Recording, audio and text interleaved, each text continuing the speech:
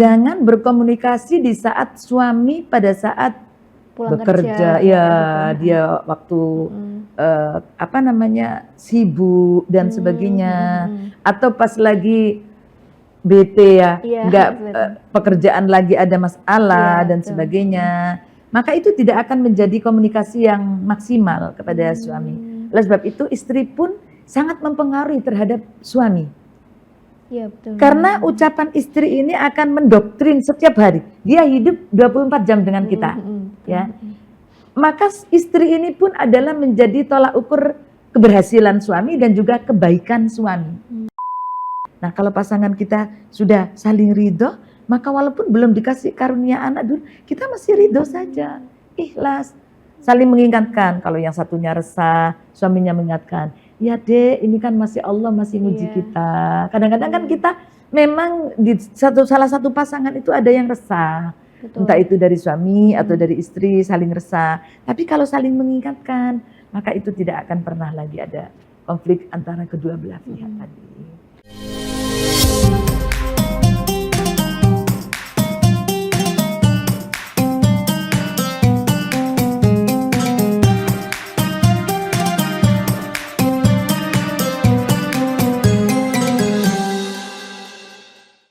Assalamualaikum warahmatullahi wabarakatuh.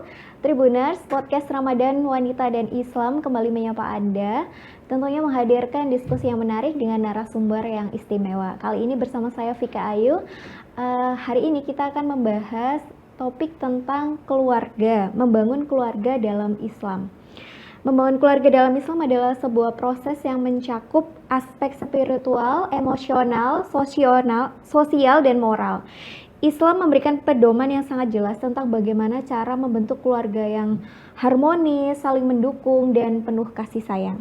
Lalu apa saja sih cara yang dapat diambil untuk membangun keluarga dalam Islam?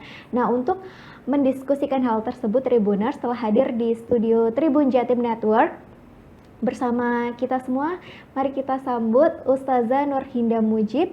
Assalamualaikum warahmatullahi wabarakatuh. Waalaikumsalam warahmatullahi wabarakatuh. Alhamdulillah ketemu lagi, ada kesempatan lagi untuk saya dalam materi yang lain di dalam podcast kali ini. Mudah-mudahan ke depan bisa mendapatkan kemanfaatan wawasan yang diskusi bersama kita.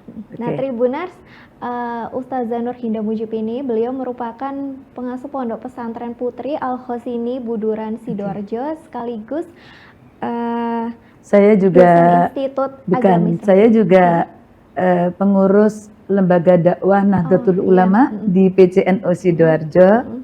Kemudian juga saya pengurus FKUB, Forum Kerukunan Umat Beragama di Kabupaten Sidoarjo, dan juga Rabitoh Ma'ahid di Nahdlatul Ulama PCNU Sidoarjo. Alhamdulillah ya. Terima kasih Bu Hinda, Ustazah Hinda telah menyempatkan waktunya untuk hadir di studio Tribun Jatim Network.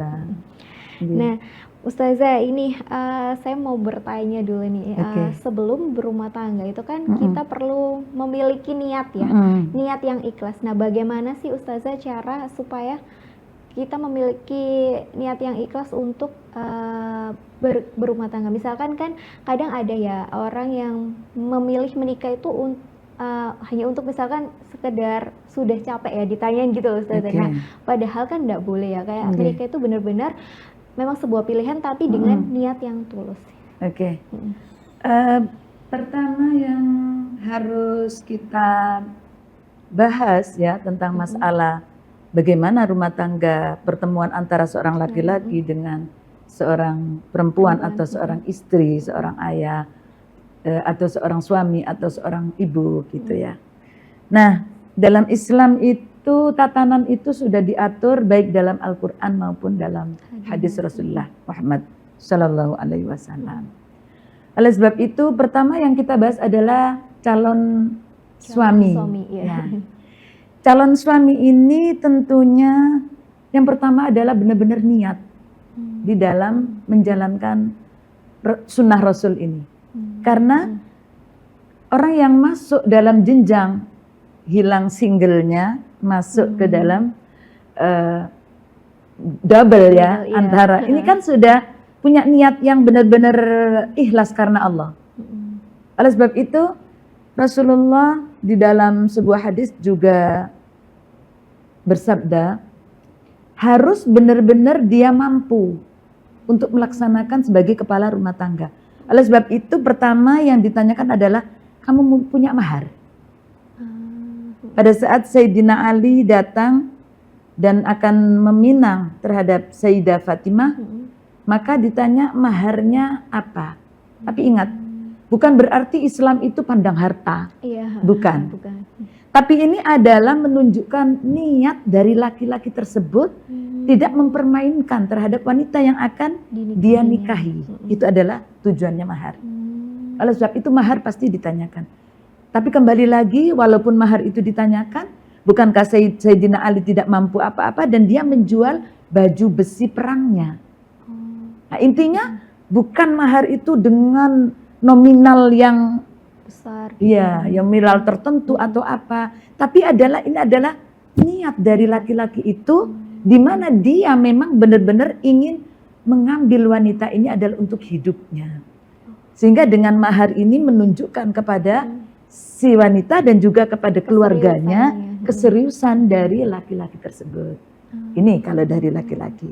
Nah, sementara pada saat dia mau memilih wanita, maka Rasulullah pun bersabda, nikahilah wanita itu dengan 4 perkara. Kan begitu, ya. Ada urut-urutannya, ada ini. Nah, ini mestinya juga sudah dipahami oleh pasangan. Apakah dituntut 4 perkara itu sempurna? Tidak. Yang pertama urut-urutannya apa? Ya. Kemudian kalau dia tidak mencapai yang pertama, kemudian yang kedua juga tidak tercapai, ketiga tidak tercapai, wajib yang keempat harus. Oh, pokoknya harus di salah satu. Di empatnya ini yang wajib, yaitu agamanya. Makanya dikatakan harus seagama. Kan dia paham terhadap agama. Itu. Kalau tadi yang pertama itu kan misalnya dia harus keturunannya. ada lihasabiha, li jamaliha, cantiknya, kemudian keturunannya, kemudian ininya kan begitu. Di terakhir adalah didiniha. Agama ini tidak bisa ditawar-tawar. Ya katakanlah yes gak apa-apa ini nilai kecantikannya 7. Nah, berarti lewat gitu. Atau dia kok jelek banget ya, tapi aku kok sayang sama dia karena akhlaknya bagus, karena dia bisa membawa saya dekat pada Allah, karena dengan dia saya merasa comfort hidup ini dan sebagainya. Nah, misalnya. Tapi kok ini yang terakhir adalah agamanya, tidak bisa ditawar. Oh, agamanya nggak bisa, itu tidak bisa ditawar. Kalau yang 1, 2, 3 tadi masih bisa, masih bisa digoyang begitu ya, masih bisa digoyang. Gitu. Berarti itu tadi ya Ustazah, menyambung ke pertanyaan kedua ini, tips memilih pasangan yang baik itu bisa dari 4 faktor itu tadi. Nah, lalu misalkan Ustazah jika kalau menyeleksi pekerjaan kan biasanya dari CV. Nah, boleh nggak ini Ustazah misalkan kalau ada pertimbangan-pertimbangan tertentu? CV-nya tadi itu 4 perkara. Oh iya, itu betul. Iya, CV seorang wanita yang ditawarkan adalah 4 perkara. Tanggihul mar'al di arba. Ya, 5 liha pertama. Gak apa-apa kita mengambil seorang wanita yang kaya. Karena untuk perjuangan juga bisa. 5 liha. Kemudian yang kedua tadi hasabiha. Dia nasabnya bagus. Tapi 3 tadi li jamaliha. 3 ini masih bisa digoyang. Kalau tidak, oh ternyata dia nggak punya. Kan masih bisa nyari nanti. Setelah kita berumah tangga, kita bekerja, mungkin kita dapat uang dari sana. Kita dapat pekerjaan. Pada saat itu wanita ini belum punya apa-apa. Yang pertama 5 hari, ternyata dia nggak punya. Terus nggak apa-apa. Nanti masih bisa. Lihasabiha. Dengan dia mempunyai ilmu tinggi, dia akan naik nasabnya. Katakanlah dia terus kemudian menghafal Al-Quran, maka dia akan menjadi naik pangkatnya. Karena dia seorang hafidho. Nah, ini masih bisa digoyang, masih bisa dibentuk. Di Jamalia, sekarang skincare banyak. Kalau yang ketiga kecantikan itu? Iya, di Jamalia yang ketiga. Sekarang kan masih bisa. Yang tadinya itu nggak begitu cantik karena dia bersih, kemudian pakai ini ya berusaha perawatan dan sebagainya, kan bisa. Tapi agama ini tidak bisa. Nggak apa-apa dia sekarang masih agama, nggak bisa. Maka kita yang keempat ini harus benar-benar dia mempunyai agama yang bagus bagus, ya gitu. di mana itu. Nanti mungkin kecuali walaupun dia belum, misalnya dia masih agamanya tidak bagus, dia mensupport dengan ilmu-ilmu. Dan dia sudah memberikan ilmu-ilmu sebelum dia menjadi istri tersebut dengan memberikan pengajaran, kamu membaca ini, sehingga dia menjadi bagus agamanya. Nah, seperti sebelum dia menikah, tidak bisa ditawar. Nah, itu Mbak diantaranya. Nah, kemudian Ustazah dalam hal membangun keluarga, itu kan kita juga perlu menjaga hubungan dengan Allah gitu. Kan setelah menikah tuh justru ketika sholat kan lebih enak, misalkan istri kan dapat diimami oleh suaminya gitu. Nah, kemudian amalan apa lagi Ustazah yang bisa dilakukan agar keluarga ini semakin sakinah mawaddah warahmah gitu. Menjadi berkah begitu menjadi maksudnya, berkah. menjadi berkah. Nah, kita itu kan di dalam perjalanan hidup ya, fase-fasenya itu. Fase setelah kita itu tadinya single menjadi double. Itu adalah butuh benar-benar niat di dalam hati kita seperti yang saya sebutkan tadi. Sampai-sampai Rasulullah mengatakan kepada para laki-laki, jika kamu belum benar-benar siap, sementara maaf ya, ini bukan hal yang vulgar, tapi itu memang diucapkan karena sesuatu yang hak harus diucapkan ya. Katakanlah libidonya tinggi laki-laki ini, maka Rasulullah malah disuruh puasa karena dia belum kuasa untuk di dalam persyaratan-persyaratan yang lain. Sementara hanya meluapkan biologisnya saja yang mencapai tinggi, tapi dalam persyaratan menikah dia belum punya. Maka Rasulullah mengatakan wa man lam yastati fa alaihi bisawm, bisawm ya.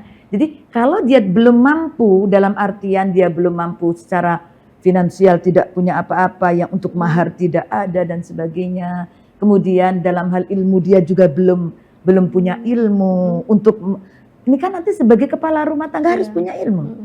Nah, dia belum mampu untuk menjadi seorang yang menjadi pemimpin. Kemudian juga dalam hal yang lain agama juga dia belum punya. Sementara istrinya nanti kewajibannya dia di dalam penataan agamanya. Maka kata Rasulullah, faman lam yastati fa alaihi bisawm. Lebih baik jangan menikah dulu. Ya, puasa. Untuk apa? Fa innahu lahu wijaun. Karena puasa ini untuk mengekang libido dia yang tinggi yang terlalu tinggi itu dengan puasa. Karena apa? Karena Rasulullah ingin orang yang menikah ini benar-benar siap dalam segala hal. Oleh sebab itu jika belum benar-benar siap, maka oleh Rasulullah dianjurkan untuk berpuasa. Nah, itu yang harus digarisbawahi. Jangan terus aku ini pokoknya ini targetku umur segini. Iya, kayak umur segini targetnya menikah, kan begitu anak muda sekarang. Target umur segini. Sementara apa yang harus dipenuhi dalam target itu dia tidak begitu peduli, dipikir hanya dia punya uang banyak, sudah. Agama dia tidak punya, kepemimpinan juga tidak punya, maka akan terjadi konflik di dalamnya. Karena untuk laki-laki yang pertama adalah ketakwaannya. Nah, itu harus dikuatkan terlebih dahulu.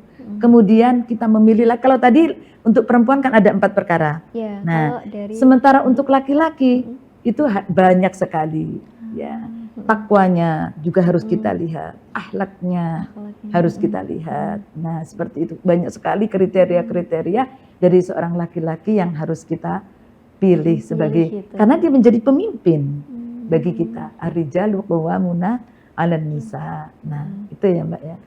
Nah, ini Ustazah, kemudian selanjutnya ketika berkeluarga ini kan juga perlu adanya komunikasi yang baik. Nah, biasanya kan dalam rumah tangga itu justru malah masalah-masalah sepele itu yang bisa memicu konflik. Nah, itu bagaimana untuk membangun komunikasi yang baik antara suami dan istri? Saya kira waktu yang paling tepat ya, waktu yang paling tepat untuk berkomunikasi antara suami dan istri itu menjelang tidur. Kayak pillow talk ya kalau sekarang istilahnya. Iya, menjelang tidur itu adalah waktu yang tepat. Jangan berkomunikasi di saat suami pada saat pulang bekerja, kerja, ya gitu. dia waktu sibuk dan sebagainya, atau pas lagi bete ya, Iya, nggak betul. pekerjaan lagi ada masalah Iya, dan betul. sebagainya, maka itu tidak akan menjadi komunikasi yang maksimal kepada suami. Oleh sebab itu istri pun sangat mempengaruhi terhadap suami. Iya, betul. Karena ucapan istri ini akan mendoktrin setiap hari. Dia hidup 24 jam dengan kita. Ya. Maka istri ini pun adalah menjadi tolak ukur keberhasilan suami dan juga kebaikan suami. Makanya ada istilah apa, Ustazah? Suami itu cerminan dari itu kayak Iya. istri. Karena begini, misal pada saat suami ingin sodako, kita contohkan. Tapi istri mengekang. Apa mas, kebutuhan kita masih buku ini. Ya kenapa? Gitu. Nah itu. Padahal dengan sodako itu Rasulullah sudah di dalam hadis, satu biji ditanam akan tumbuh. Nah kita ibaratkan biji tumbuh-tumbuhan. Jagung satu biji ditanam akan tumbuh dan di situ banyak sekali beribu-ribu biji. Nah itu adalah makanya istri ini akan sangat mempengaruhi terhadap suami. Begitu juga keberhasilan suami ini adalah termasuk bagaimana istri itu dalam mendampingi. Itu betul. Karena istri 24 jam bersamai suami sehingga keberhasilan itu juga ada porsi yang diberikan oleh istri kepada suami tersebut. Perannya sangat penting. Peran istri itu sangat penting bagi suami. Karena dengan pendamping hidup yang benar-benar solehah, maka suami itu akan menjadi orang yang soleh. Nah, karena dalam Al-Quran disebutkan at-thayyibatu lit-thayyibin wat-thayyibuna lit-thayyibat. Seorang yang baik, laki-laki akan menemukan istri yang baik. Nah itu, karena kalau istrinya ini nanti bisa membentuk terhadap suami, maka dia akan menjadi orang yang soleh.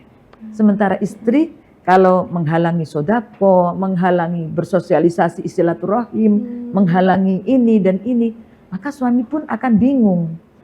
Dalam menyikapi hidup juga akan bingung. Nah itu yang menjadi tolak ukur ya keberhasilan suami juga. Benar-benar Ustazah. Nah selanjutnya mungkin ini Ustazah, kalau dalam rumah tangga pun tidak lepas dari sebuah ujian ya Ustazah. Kadang kita bisa dihadapkan dengan ujian bentuknya finansial, kesehatan gitu kan. Nah kemudian juga misalkan bagaimana bagi pasangan yang misalkan belum diberikan momongan, itu kan sebuah ujian juga nih Ustazah. Nah bagaimana saling supportnya itu ya Ustazah. Kadang kan perempuan yang kerap kali yang dititik beratkan gitu ya Ustazah. Nah bagaimana agar keluarga ini tidak terpecah belah hanya karena hal tersebut. Ujian itu memang datang berbagai macam dalam rumah tangga. Iya betul. Di lingkungan kita ini ya, kan ada suami istri, ada saudara, ada mertua, ada tetangga, ya. Kemudian kalau ada anak, ada anak. Jadi macam-macam cobaan yang terjadi di dalam rumah tangga kita itu, kita harus benar-benar mampu menyikapi tersebut dengan mengingat bahwasanya itu adalah datang dari Allah. Qul la yusibana illa ma kataballahu lana. Katakanlah Muhammad, tidak akan datang musibah itu illa ma kataballahu, kecuali Allah menetapkan hal tersebut kepada kita. Nah, dengan begitu kalau kita ingat di dalam Al-Quran sudah disebutkan seperti itu, pasangan ini tidak akan resah dengan cobaan yang datang. Misalnya dicontohkan tadi dengan karena tidak mempunyai keturunan. Nah, semuanya sudah ditulis oleh Allah. Illa ma kataballah, kecuali sudah ditetapkan oleh Allah Subhanahu wa taala. Karena pada saat kita di dalam kandungan pun di dalam hadis disebutkan bikat bi rizkihi, bikat bi ajalihi, bikat bi saqiyun aw sa'idun. Orang yang di dalam kandungan ibu di 3 bulan yang keempat, maka di situ fayunfakhu fihi ruh. Allah mengutus malaikat meniupkan ruh ke dalam kandungan ibu di 40 hari ketiga. Makanya ada neloni. Apa? Neloni. Nah, kan ada neloni. Di orang Jawa kebiasaan itu ada neloni. Neloni itu 3 bulanan. 3 bulanan. Nah, ini kenapa ada selamatan neloni? Karena pada bulan itu ketiga itu atau 40 hari ketiga, 40 hari pertama segumpal darah, Ya. segumpal air mani. 40 hari kedua segumpal darah. 40 hari ketiga, nah ini diutuslah malaikat fayumfahu. Maka Allah menyuruh malaikat Jibril meniupkan ruh ke dalam kandungan ibunya tadi yang mengandung. Nah pada saat itu bikat bi rizki, ditetapkan rizkinya. Bikat bi ajalihi, dia nanti meninggal bagaimana, kapan, umur berapa dan sebagainya. Bikat bi saqiyun au sa'idun, apakah dia ditetapkan bahagia ataukah nestapa. Nah ini kalau kita ingat dengan hal itu, maka kita akan yakin bahwasanya ini masih Allah uji. Dan Kita minta saja kepada yang menguji kita. Kita perbanyak meminta kita kepada Allah Subhanahu wa taala. Nah, kalau suami istri sudah saling mengerti tentang hal itu, maka dia akan tenang, tidak akan ada konflik, saling ridho kepada ketetapan Allah Subhanahu wa taala. Nah, itu kuncinya. Ujiannya yang diberikan Allah itu kan tidak akan melampaui batas kemampuan kita. Iya. Tidak akan melampaui dari batas kemampuan kita. Makanya kita selalu berdoa seperti itu. Ya Allah, berikanlah kita ini terlepas dari ujian-ujian yang Kau berikan. Berikanlah keridhaan kepada kami atas apa yang telah Kau tetapkan. Kan begitu. Itu adalah merupakan pengingat diri. Mengingatkan kepada diri kita bahwa kita tidak punya daya apa-apa di dalam kehidupan kita. Nah kalau pasangan kita sudah saling ridho, maka walaupun belum dikasih karunia anak dulu, kita masih ridho saja, ikhlas. Saling mengingatkan, kalau yang satunya resah, suaminya mengingatkan, ya dek ini kan masih Allah masih nguji kita. Kadang-kadang kan kita memang di salah satu pasangan itu ada yang resah. Entah itu dari suami atau dari istri saling resah. Tapi kalau saling mengingatkan, maka itu tidak akan pernah lagi ada konflik antara kedua belah pihak tadi. Nah, memang apa, Ustazah kan keturunan itu kan merupakan Allah, kuasa Allah kan. Maksudnya kita sebagai manusia itu kan tidak bisa, walaupun kayak kun fayakun sendiri gitu kan tidak bisa. Karena itu adalah ketetapan dari Allah Subhanahu wa taala. Makanya ketetapan ajal itu tadi merupakan ketetapan dari Allah Subhanahu wa taala. Kalau sudah ridho dengan ketetapan itu, maka kita akan tenang menghadapi hidup. Dalam posisi apapun kita dalam keadaan tenang menghadapi hidup. Nah, pertanyaan terakhir nih Ustazah, soal keuangan misalkan. Kan ini ada kaitannya juga dengan keluarga ya. Misalkan ada keluarga tertentu kan suami itu memberikan seluruh kayak apa ya, nafkahnya, uangnya itu kepada istri. Nah, kemudian sampai ada mungkin kasus untuk pegangan saja dia tidak punya gitu, harus meminta. Nah, itu seperti apa pandangan Ustazah terkait hal tersebut? Menurut saya sih itu komitmen berdua saja. Kalau suami melihat istri itu pinter dalam memanage uang, nah itu tidak ada masalah. Tapi kalau istri ini tidak bisa memanage uang, malah itu malah menjadi tidak bagus. Contohnya semuanya diberikan kepada istri, sementara istrinya ahli belanja ke mall nggak pulang-pulang. Bagaimana nanti untuk kebutuhan-kebutuhan yang lain? Nah ini hanya komitmen berdua aja sebenarnya. Ya bagaimana menyikapi dalam memanage finansial di dalam rumah tangga. Itu adalah komitmen berdua. Menurut saya seperti itu. Kalau memang suami merasa, oh istri saya ini yang lebih bagus di dalam memanage uang. Secara ini suami istri saya yang mengerti untuk kebutuhan ini. Dan semuanya tercover dengan bagus. Nah itu tidak ada masalah. Tapi kalau dilihat ternyata kok malah habis untuk ke mall atau habis untuk belanja. Nah untuk brand-brand yang nggak jelas kan begitu. Untuk kesenangannya sendiri dan sementara kebutuhan di dalam rumah tangga ini kok terabaikan. Nah ini kan suami sudah mengerti sendiri ya. Saya kira seperti itu. Karena itu adalah komitmen berdua saja. Bagaimana cara memanage, apakah dari suami hanya kebutuhan ini kemudian istri. Tapi kalau di dalam Islam sebenarnya istri itu ada kewajiban dari suami adalah untuk kehidupannya ada ketentuan tertentu yang harus diberikan kepada istrinya. Misalnya diberikan beras berapa mud gitu istilahnya. Kalau untuk dia makannya sehari itu berapa. Dan ini yang wajib maksudnya, yang tidak bisa ditinggalkan oleh suami. Nah, kalau masalah honornya diberikan istri, pengelolaannya. Nah itu komitmen berdua aja. Komitmen Tapi di dalam Islam ada hal-hal tertentu Yang bagi mengatur. suami yang mengatur untuk memberikan nafkah kepada istrinya ini secara agama. Itu ada. Luar biasa. Iya. Luar biasa diskusi kita pada hari ini ya Tribuners. Sedikit kesimpulan dari saya dari obrolan saya bersama Ustazah Hinda, bahwa dengan mengikuti prinsip-prinsip yang ada tadi, seperti berbekal niat yang ikhlas, kemudian sabar menghadapi ujian tertentu, dan memiliki komunikasi yang baik, insya Allah keluarga kita semua dalam Islam dapat menjadi keluarga yang penuh kasih sayang, berkah, dan terhindar dari hal-hal yang tidak baik gitu ya. Terima kasih Bu Hinda atas Sama-sama. wawasan insightful-nya ini. Oke, mudah-mudahan kali yang lain kita masih bisa berdiskusi Amin, ya dengan Allah. tema-tema yang lain dan bermanfaat.